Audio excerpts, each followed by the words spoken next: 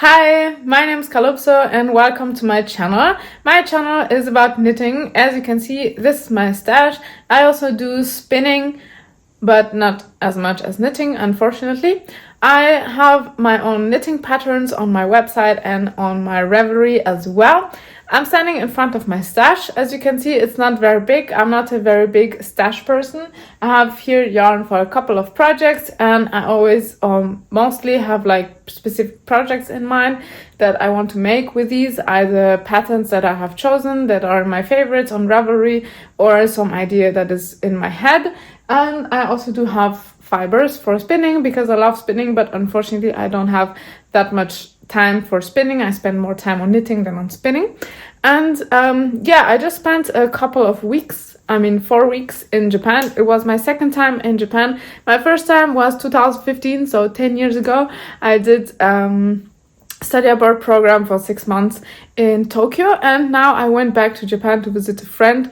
I spent 1 month there, and of course I did a lot of yarn shopping and yarn looking and yarn shop escape rooming because my friend, she picked me up at the yarn shop and she said, oh, it's like an escape room. When you go into a yarn shop with Calypso, you'll be sure to spend a while there. So it's like an escape room. So I, of course, got some yarn, and I will have a lot of video content coming up about yarn shops and yarn in Japan and give you a guide. I want to make kind of a guide where I help you go around Japan and knitting shops. In case you'll be traveling there, you'll have a really useful guide to do that.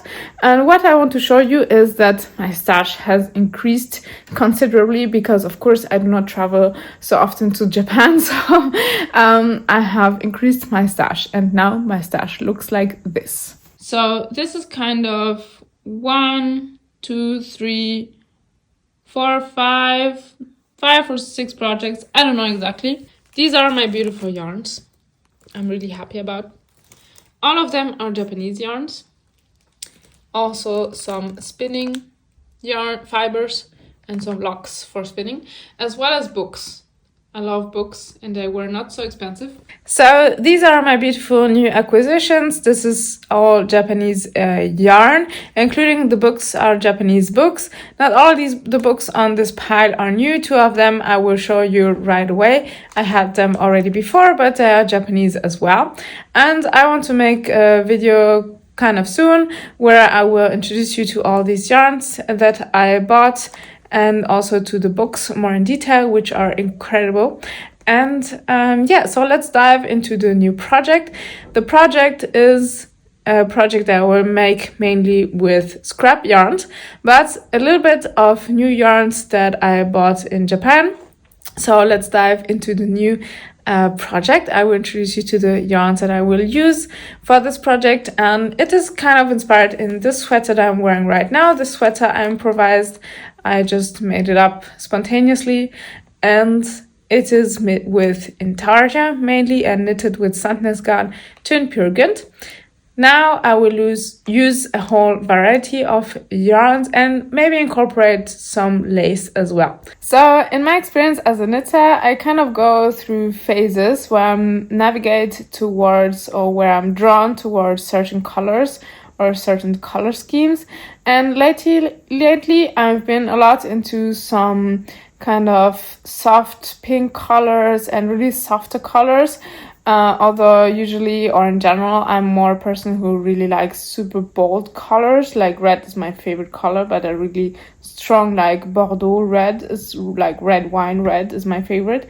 Or just like firefighter red is my kind of red. But lately I've been navigating towards a little bit softer colors, including like some pinks, although pink is like absolutely not my favorite color. And so this sweater here, this intarsia sweater, is kind of a little bit of the inspiration. Look at these sleeves, they look kind of cool. But in the end, the sweater will look totally different because I'm using a whole variety of yarns and not sticking only to one yarn. And also because I always change my mind during the process. I make it up as I go. So these are the yarns that I will use. I will talk you through and also insert some pictures of the project that I originally made with them. So first of all, let's start with this one. This is a yarn from Vega knits that I used to knit the Charlie pullover. I really like this yarn. This is a great yarn that I recommend. It's super soft and I just like it. It's comfortable, it feels good on the skin. And yeah, so I don't have much left, only this. It's less than 50 gram, I believe. And yeah, I also have this. These are kind of long scraps that might be useful when I sew it together or whatever. I don't know, but these are valuable resources. So I kept all the long bits that I had left. And then I have these here left, these two. This is yarn from Feliz Punto, so this is Mohair, and here this yarn is a really luxurious yarn that includes some silk and some linen and I don't remember what else, but it is hand dyed from Feliz Punto and really, really beautiful. I made my last project with these yarns. I'll insert a picture here. It is kind of blouse with some lace, and yeah, it's just beautiful. I love how it turned out, and it was also improvised, so I wasn't sure of how it would turn out, but this was the original swatch.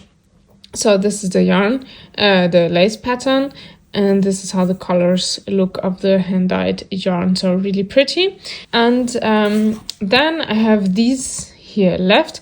This is yarn from Manos del Uruguay. I had a collaboration with them. So this is their yarn Alegría. This is a sock weight yarn merino. And I used these yarns to make my flower rain cardigan and also my flower rain top patterns, which are available on my website and on Ravelry. The top is not available yet, but the cardigan is available. And yeah, so this is really nice yarn. Then I have these here left. This is a llama yarn. It's not much, it's just a little bit. Eco from Illimani Lama. Yeah, I used this to knit a twin set, a shirt and a skirt together that I find really, really elegant. I love to wear it. And it is really beautiful and luxurious yarn that I bought when I traveled to Sweden. And then I have these two. This is Isager yarn. This is some cotton and linen. I used this for a top, this color. I originally wanted to use both colors, but in the end, this one was enough. So I stick to this color only. This top is currently blocking, so I'm not sure I can insert a picture. I'll see. And in the end, I didn't use the yellow, but yeah, so I'll incorporate it in this. It's technically not a scrap because I still have the whole ball, but I mean, it fits perfectly here. And the next scrap I have is this here. You know, this kind of yarns that you don't know where you got them. And when you knit for many, many years, like me, I've been knitting for more than 20 years, then, I don't know, you find yourself with some random yarn balls that someone gave you. And this is really soft merino. I think it's originally meant to be knitted for baby garments. It's really soft. And I'm not sure yet if I'm going to use it. This will be a nice splash of blue. And it could like fit with this one because this one has a little bit of blue. So I thought it would be nice to have some soft blue in here and one nice popping contrast color, but I'm not sure yet if I'm going to use it because I don't want all the attention on this blue yarn. So I have to structure the colors nicely so that this blue doesn't draw the whole attention, because this is kind of the color scheme, you see. Don't mind my red leggings. Yeah, so this is the swatch of this yarn from Vega knits, which is a Spanish brand, and Manos del Uruguay is from Uruguay. Feliz Punto is also from Spain. And then I have the Japanese yarns that are the new edition. And interestingly, these two are really similar. So this yarn from Feliz Punto and this one is from Japan. I got it at the shop Shirakawa. And this is, I believe, only cotton. Surabu, I'm not sure what it's supposed to mean, but this one cotton means cotton. These are katakana, so I can read a little bit of Japanese. So this is for sure cotton. Katakana is used to write foreign language words in Japanese. And yeah, so this is interestingly very similar to this one. But it's a little bit less luxurious, but equal as pretty. And it's also quite irregular, the yarn. It's not as regular as this one. This one has like different thickness. It's a little bit marled. Penultimum, the last one before the last one, is this one. This is silk I bought in Japan.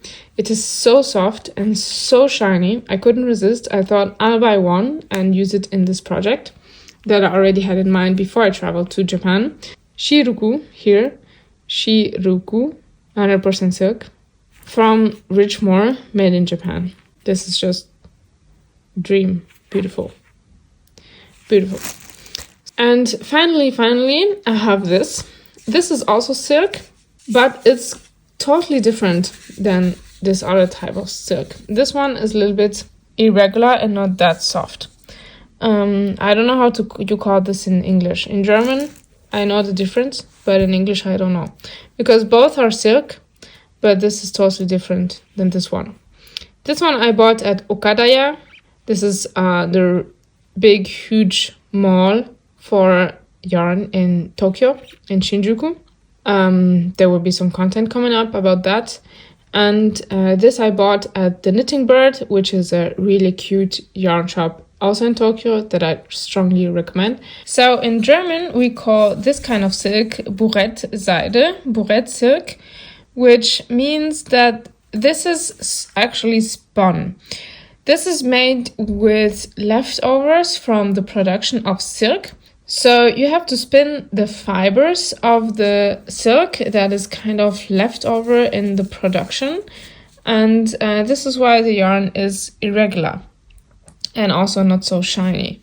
This silk is very shiny, and this is it should be at least, the silk directly from the cocoon. Yeah, so this comes as a thread already and doesn't have to be spun normally, whereas this has to be spun. And this is called Burettseide, and I suppose this is just regular silk that hasn't been spun, but comes like this from the cocoon.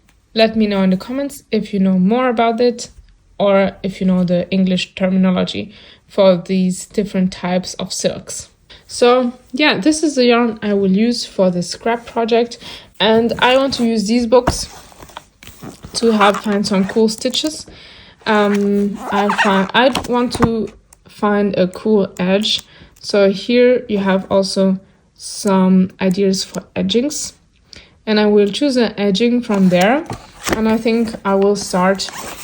So I really recommend these two books. They are just incredibly useful, and I think I will start the design or the project with this yarn and make a cool edging, and then I don't know, freestyle. I want to take you on this journey, make this project from scrap yarns and Japanese yarns. I want to make a vlog to show you my progress regularly.